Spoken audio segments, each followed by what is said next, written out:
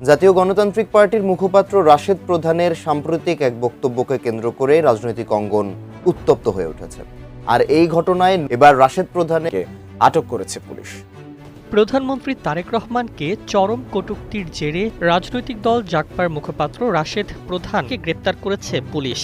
রাশেদ প্রধান বর্তমানে জাগপার মুখপাত্র হিসেবে সক্রিয়। তার সাম্প্রতিক বক্তব্যে প্রধানমন্ত্রী তারেক রহমানকে চরমভাবে আক্রমণ করায় সামাজিক যোগাযোগ মাধ্যমে তীব্র প্রতিক্রিয়া দেখা দিয়েছে।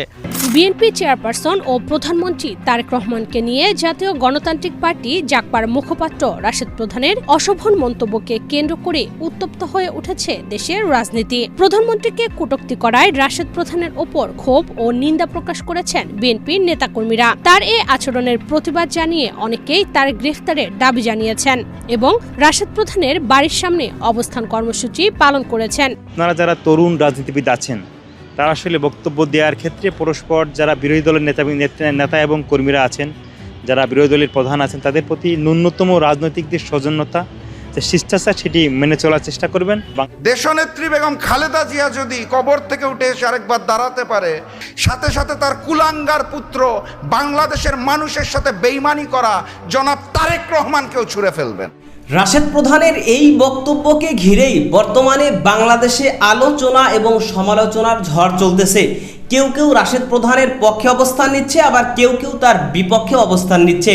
যারা রাশেদ প্রধানের এই বক্তব্যের পক্ষে অবস্থান নিচ্ছে তাদের ভাষ্য হচ্ছে যে বিএনপি এবং তারেক রহমানের পক্ষ থেকে নির্বাচনের আগে বাংলাদেশের এই গণভোট এবং জুলাই সনদ বাস্তবায়ন করার তারা প্রতিশ্রুতি দিলেও নির্বাচিত হওয়ার পরে তারা এখন গণভোট বাস্তবায়ন করছে না, তারা জুলাই সনদ বাস্তবায়ন করছে না।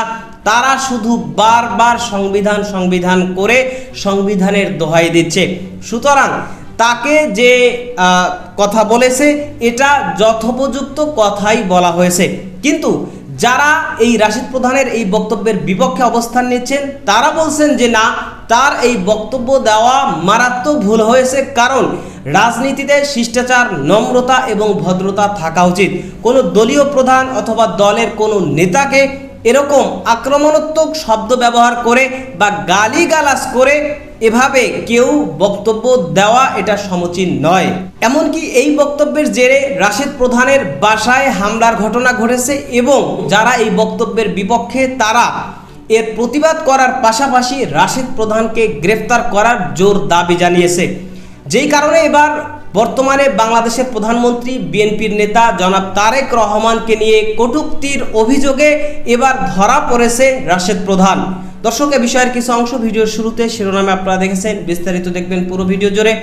এই বিষয়গুলো দেখার পূর্বে আপনাদের একটা অনুরোধ করব, যারা আমাদের চ্যানেলে নতুন আসছেন চ্যানেলটি সাবস্ক্রাইব করে অল ক্লিক করে বেল আইকনটি চালু করে দিবেন।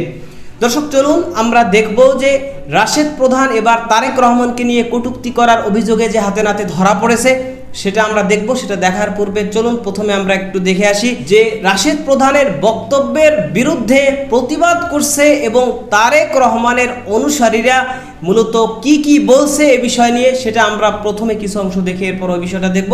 ধৈর্য ধরে একটা লাইক দিয়ে ভিডিওটি শেষ পর্যন্ত দেখতে থাকুন।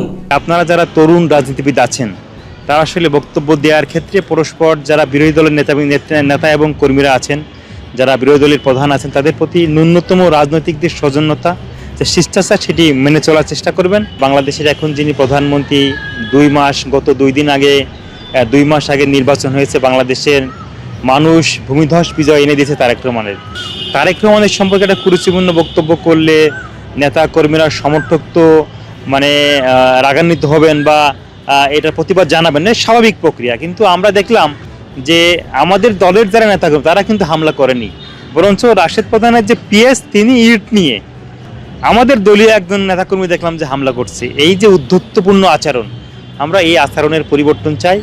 আমরা চাই রাজনীতিতে সমালোচনা থাক, গঠনমূলক সমালোচনা থাক। আমরা সেগুলোকেই সামনের দিকে এই বাংলাদেশ গণতন্ত্রের পথে পথ চলা শুরু করেছে, যাতে সকল যৌক্তিক সমালোচনাকে সহ্য করেই আমরা সামনের দিকে এগিয়ে যেতে পারি এবং অতি উৎসাহিত হয়ে এইরকম কুরুচিপূর্ণ বক্তব্য না দেওয়ার জন্যই আমরা প্রত্যেক রাজনৈতিক দলের নেতাকর্মীদের প্রতি আমাদের আহ্বান থাকবে এবং আমরাও সচেষ্ট থাকবো যে পরস্পরের প্রতি যে শ্রদ্ধাবোধ সেটা যেন বিদ্যমান থাকে। আমার কথার অবশ্যই গুরুত্ব আছে, আমি যে কথাটি বলবো সেই কথার অবশ্যই অন্যর প্রতি যেন শ্রদ্ধাবোধ বজায় রেখে আমি আমার বক্তব্যটা দিই। এই স্বাধীনতা বোধটুকু, এই স্বতন্ত্রতা বোধটুকু প্রত্যেক রাজনৈতিক দলের নেতাকর্মী ওপর রাজনৈতিক দলের নেতাকর্মীর কাছ থেকে প্রত্যাশা করে। আমরা সেই প্রত্যাশার জন্য কিন্তু বিগত 17 বছর ফ্যাসিবাদের বিরুদ্ধে আন্দোলন সংগ্রাম করেছি, লড়াই করেছি, সংগ্রাম করেছি। এখন গণতন্ত্রের পথে আমরা আছি। এই গণতান্ত্রিক বাংলাদেশেও আমরা এরকম অধ্যত্বপূর্ণ আচরণকে আমরা ঘৃণা করে প্রত্যাখ্যান করছি। মানে হুট করে না আর কি। আমরা দেখেছি যে 5 আগস্ট পরবর্তী সময়ে এই যে আমাদের যারা তরুণ নেতৃত্ব আছে, এদের প্রত্যেকেরই কিন্তু প্রত্যেকেরই কোনো না কোনো বক্তব্যে আমরা এরকম অসঙ্গতি পেয়েছি, এবং যাদের বক্তব্য দেওয়ার পরে পরস্পর বিরোধী যে সহমর্মিতা থাকা দরকার, রাজনৈতিক প্রতিপক্ষের প্রতি যে সম্মান থাকা দরকার, যে সৌহার্দ্যপূর্ণ বক্তব্য থাকা দরকার, যে সহনশীলতা থাকা দরকার, আমরা সেটা দেখতে পাচ্ছি না। আমরা দেখছি উগ্রবাদী একটা আচরণ। আপনি চিন্তা করুন চোখ বুঝে যে এই বক্তব্যটি যদি তিনি 2-3 বছর আগে দিতেন তাহলে তার কি হতো আর কি।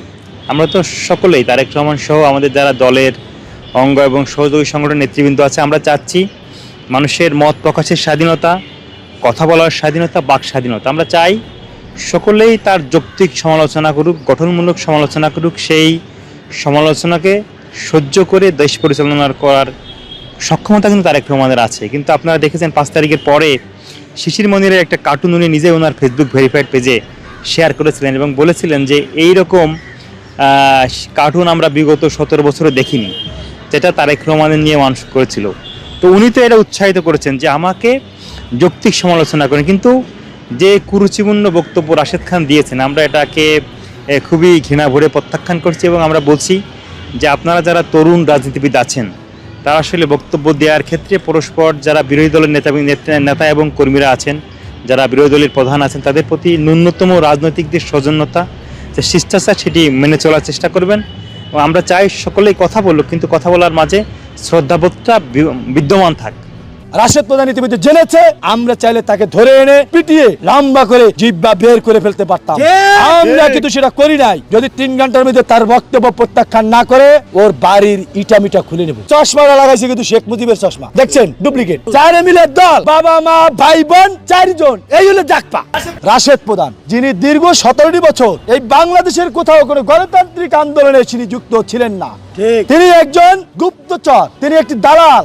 সেই দালাল এই 5 তারিখের পর উদয় হয়েছে। এই 5 তারিখের পর উদয় হয়ে এই শান্ত শিষ্ট এই রাষ্ট্রকে অশান্তিতে প্রতিষ্ঠা করার জন্য পাকিস্তানের যে ষড়যন্ত্র, সেই ষড়যন্ত্র বাস্তবায়ন করার লক্ষ্যে তারেক রহমানকে সে কটাক্ষ করেছে।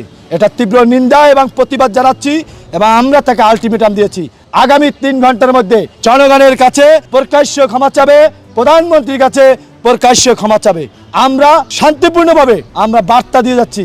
আমরা পরবর্তী কর্মসূচি, যদি এই বার্তা রাশেদ প্রধান ইতিমধ্যে জেনেছে, তিনি বাসায়ও আছেন, আমরা চাইলে তাকে ধরে এনে এই রাজপথে পিটিয়ে লম্বা করে জিহ্বা বের করে ফেলতে পারতাম।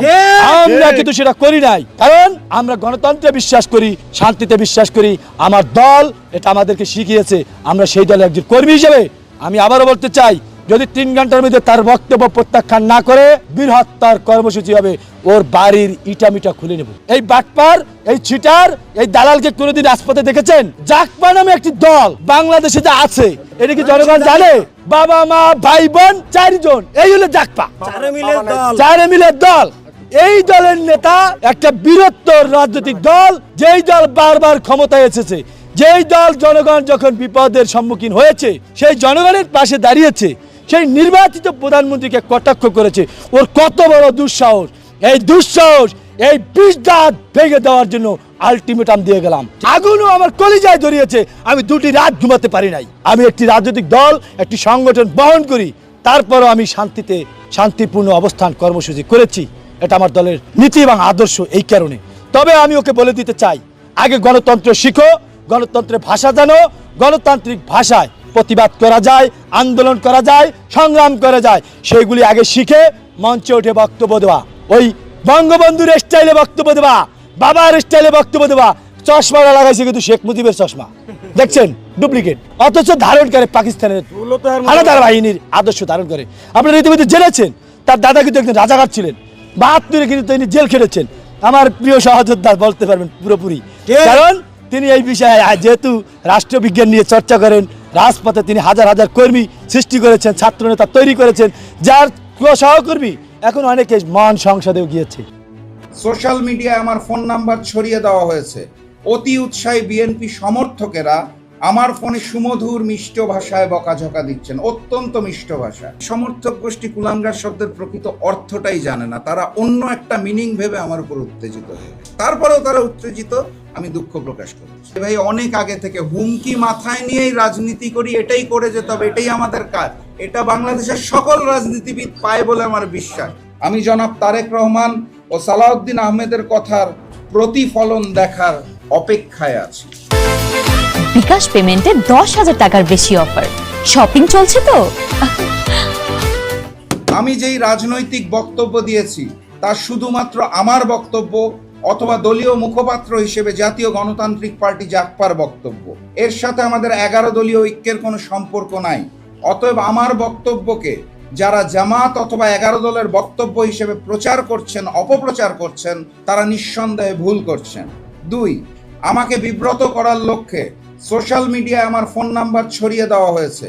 অতি উৎসাহী বিএনপি সমর্থকেরা আমার ফোনে সুমধুর মিষ্ট ভাষায় বকাঝকা দিচ্ছেন, অত্যন্ত মিষ্ট ভাষা। একই সাথে নানাবিধ পন্থায় আমাকে হত্যার হুমকি প্রয়োগ করেছেন। জুলাই গণ অভ্যুত্থান পরবর্তী বাংলাদেশে বাক স্বাধীনতার এত চমৎকার উদাহরণ আমরা কেউই আশা করি নাই। আমি অত্যন্ত বিনয়ের সাথে বিএনপি সমর্থকদের বলতে চাই, জুলাই গণ অভ্যুত্থানে আমার জুলাইয়ের 19 তারিখে মৃত্যু হতে পারত। আমি আল্লাহ প্রদত্ত দ্বিতীয় জীবন যাপন করছি, মৃত্যু ভয়ে আমি রাজনীতি করি না। মহান রব্বুল আলামিন যেদিন যে সময় আমার মৃত্যু নির্ধারণ করেছে তার 1 সেকেন্ড আগে অথবা 1 সেকেন্ড পরে আমার মৃত্যু হবে না।